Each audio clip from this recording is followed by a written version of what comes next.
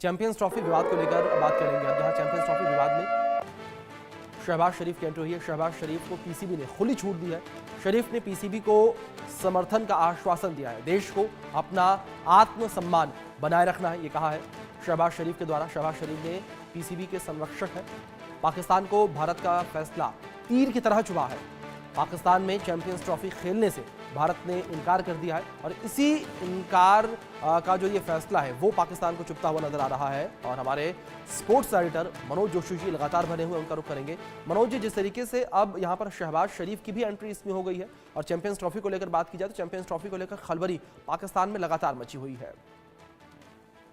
जी हाँ, बिल्कुल, क्योंकि भारत लिखित तौर पर कुछ देने को तैयार नहीं है और ऐसी स्थिति में अब उनको लगता है कि जो 2013-2014 में हुआ था, एक नेगोशिएशन हुआ, आपस में बातचीत हुई, एमओयू पर हस्ताक्षर हुए, उसके बाद सरकार ने मना कर दिया और उसके बाद वो कोर्ट में भी गए, खेल पंचाट जिसे आप कहते हैं, स्पोर्ट्स आर्बिट्रेशन, लेकिन वहां पर भी उन पर उल्टा जुर्माना लगा दिया गया।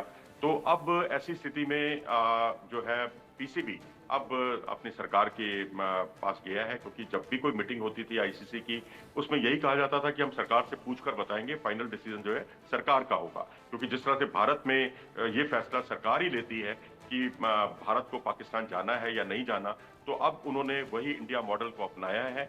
लेकिन अब शहबाज शरीफ जो है वो समझौते के मूड में, देखिए सरकारें जब आ जाती हैं तो समझौते के मूड में नहीं रहती, तो बेहतर यही होगा कि मोहसिन नकवी कुछ अपनी सूझबूझ का परिचय दें और कुछ ऐसे सुझाव दें जिससे चैंपियंस ट्रॉफी का वजूद बचा रहे। क्योंकि ये मत भूलिए कि आपको 1996 जो वर्ल्ड कप हुआ था, उसके बाद 28 साल के बाद कोई मेजबानी मिली।